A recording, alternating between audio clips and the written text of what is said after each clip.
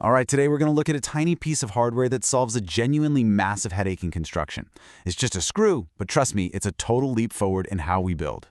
So what in the world is an adjusting screw? Okay, let me set the scene for you. You've been there, right? You're trying to build something, maybe a subfloor, maybe a frame for a wall, and the surface you're working on is just not level. It's a nightmare. You end up in this endless, frustrating battle just trying to get everything perfectly flat. So, the old way to fix this? Oh man, it's a whole production. You've got your pile of shims, little wood blocks, plastic wedges, and you're just tapping things in, checking the level, tapping again, checking again. It takes forever, and honestly, it feels more like arts and crafts than precision work. But what if you could ditch all that junk and get a perfect result, super fast, with just one clever little screw? Well, that's exactly what you can do. Let me introduce you to the hero of our story today, the adjusting screw. Now, you might hear people call it a spacing screw or a distance screw, but whatever you call it, the way it works is pure genius. So here's the core concept. A normal screw is designed to do one thing: pull two pieces of wood together, nice and tight. This screw, it's designed to do the exact opposite. It's made to perfectly position them apart from each other. This lets you create a precise, adjustable gap for wood-to-wood connections without needing any of those clumsy blocks or wedges. Okay, so how does it pull off this little magic trick? This is the best part, and it's going to feel completely backward at first.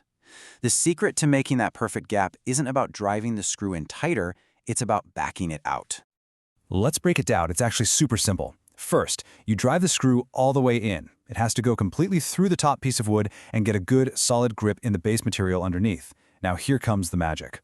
When you start to unscrew it, the head of the screw actually pulls the top piece of wood up along with it, and just like that, you get a rock-solid connection with a perfectly adjusted gap. So what's the secret sauce that makes this possible? Well, it's some really clever engineering. It really comes down to two key things. First, if you look right under the head, you'll see these special ribs. These actually bite into the top piece of wood, so when you reverse your drill, it grips and lifts the wood instead of just backing out. And second, a lot of them have a double thread or a special tip, which just helps the screw drive in super smoothly in the first place. So here's the really crucial part to understand. While you're making this adjustment, the whole thing stays incredibly stable. The head is still locked into that top piece of wood. It doesn't get wobbly, it doesn't come loose, it just adjusts. It's brilliant. Okay, so let's move on and look at where this awesome little piece of hardware is really changing the game out in the real world. You can use these things all over the place. They're perfect for leveling out roof battens so your tiles lay perfectly flat. They are massive time savers for building frames for facades. And they are an absolute lifesaver for installing subfloors over joists that, let's be real, are never perfectly even. Basically, if you're building with wood and you need a precise gap that can still hold a load, this is your tool. Now, to get those perfect professional results, there are a few simple rules you've got to follow. They're super important because this isn't just any old screw, and using it the right way is what makes all the difference. First up, and this is the big one, you absolutely must drive the screw all the way in.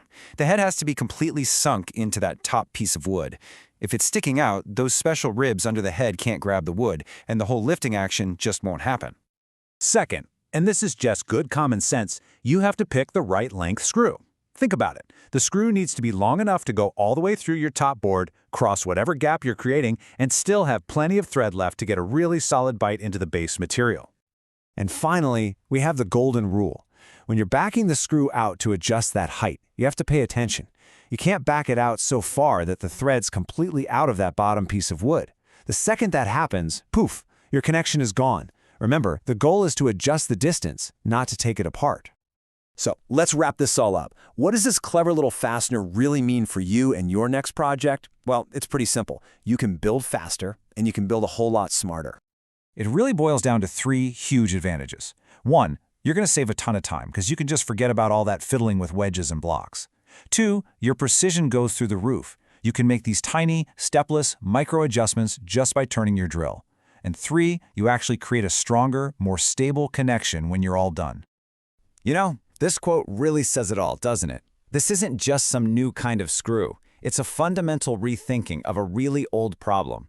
It takes a task that used to be frustrating and imprecise and makes it fast, accurate, and just simple.